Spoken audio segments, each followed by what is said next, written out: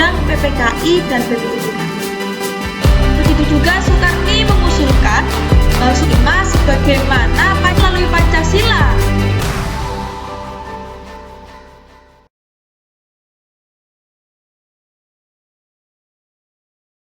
Oke, materi selanjutnya yaitu Pancasila pada era Orde Lama. Jadi pada era Orde Lama ini terdapat dua pandangan besar yang sangat berpengaruh pada dasar negara terhadap munculnya dekret presiden.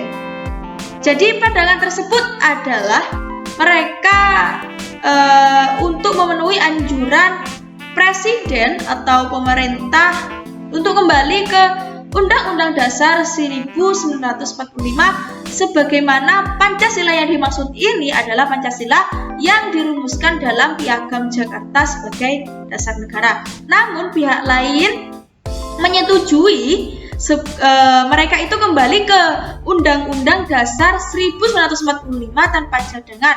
Yang maksudnya ini adalah Pancasila yang dirumuskan oleh pembukaan Undang-Undang Dasar yang disahkan oleh PPKI pada tanggal 18 Agustus 1945. Namun, kedua usulan ini tidak mencapai quorum konstituante dan pada akhirnya pada bulan Juni 1959 ini terjadi mereka ini menemukan jalan buntu. Dan pada akhirnya Presiden IR Soekarno turun tangan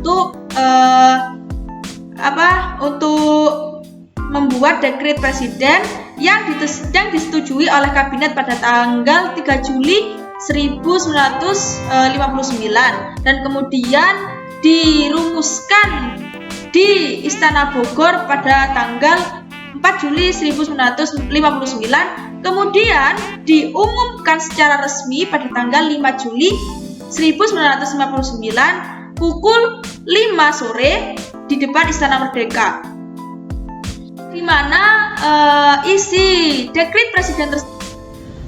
Oke, bahasan selanjutnya yaitu masa pemerintahan Orde Baru.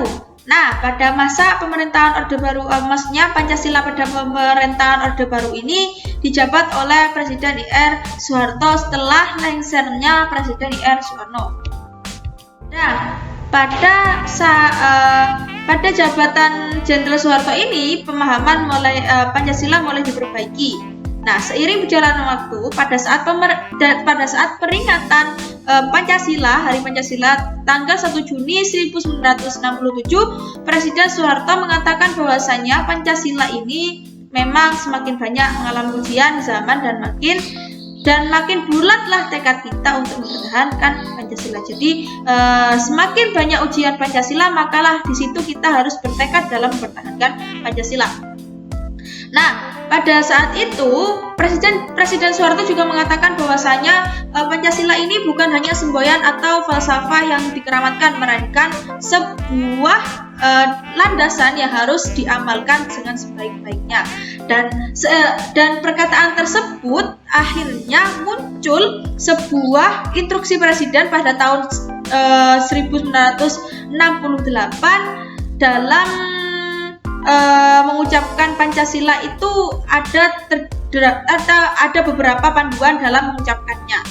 Dan pada tanggal 22 Maret 1978 berdasarkan TAP MPR nomor 2 tahun 1978, pedoman penghayatan dan pengamalan masa Pancasila ini diberlakukan dengan sebaik-baiknya. Dan kemudian Pancasila memiliki nilai-nilai yang terdiri dari 36 butir dan pada akhirnya dikembangkan menjadi 45 butir. Nah, dengan pengukuhan yang kuat pengamalan Pancasila ini, banyak sekali golongan-golongan yang menolak, termasuk golongan Islam menolak bahwasanya pemerintah ini sudah menyatakan pemerintah ini sudah mengagamakan Pancasila karena banyak penegasan-penegasan yang harus dilandaskan dengan Pancasila. Nah, hal tersebut membuat Presiden Soeharto itu sangat marah. Mereka Presiden Soeharto ini berbicara keras pada Rapim ABRI di Pekanbaru pada tanggal 27 Maret 1980 bahwasanya Orba tidak akan mengubah Pancasila dan UUD 1945. Nah, malahan diperkuat sebagai komparatis ideologi. Jadi menurut Soeharto itu adalah persepsi yang sangat salah karena Pancasila bukan maksudnya peraturan seperti itu, ketetapannya seperti itu bukan berarti mengagamakan Pancasila, melainkan mendidik atau mempertegas rakyat Indonesia ini agar menjalankan sesuatu yang ada di Indonesia, maksudnya berlaku sebagai warga negara yang mengamalkan Pancasila dengan sebaik-baiknya. Nah, pada saat semakin terbukanya reformasi di dunia, pada akhirnya pengaruh luar itu masuk pada akhir 1990-an secara tidak langsung dan mengancam aplikasi Pancasila ini. Dan pada masa Orde Baru ini banyak ketimpangan-ketimpangan yang muncul gara-gara kenapa masyarakat itu banyak yang bertanya kenapa semakin ditegaskannya ketetapan-ketetapan Pancasila, tetapi kenapa pengamalannya itu tidak sesuai dengan ketetapannya. Maka pada saat Orde Baru ini banyak kritikan-kritikan dari masyarakat bahwasanya pemerintah Orde Baru ini sangat otoriter, represif, korup, dan manipulasi politik. Dan itu juga sangat mengkritik dari pengamalan Pancasila. Dan dalam kondisi tersebut itu terus berlangsung sampai pada akhir lengsernya Presiden Soeharto pada tahun 1998.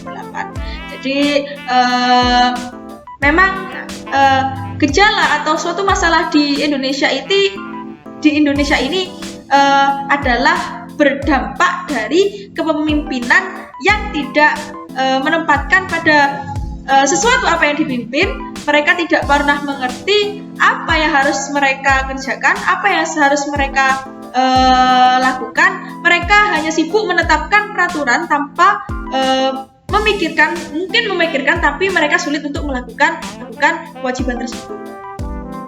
Pada era reformasi, Pancasila pada era reformasi ini seharusnya menjadi nilai dasar dan moral bagi negara, aparat pelaksana negara semuanya. Jadi Pancasila seharusnya menjadi sebuah landasan berperilaku bagi pelaksana negara. Tapi pada kenyataannya Pancasila ini hanya sebagai alat legitimasi politik. Jadi pada akibat dari semua itu memunculkan sebuah gerakan masyarakat yang dipelopori oleh mahasiswa atau cendekiawan dalam menuntut adanya reformasi di segala bidang politik, ekonomi, dan hukum. Nah, pada saat Orde Baru tumbang, muncullah sebuah fobia terhadap Pancasila. Dasar negara itu untuk sementara waktu seolah-olah dilupakan karena hampir seluruh identik dengan rezim Orde Baru.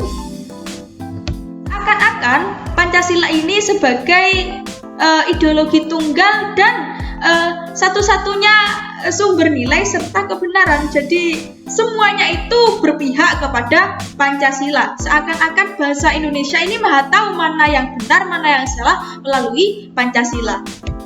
Itu terjadi karena adanya sikap indoktrinasi.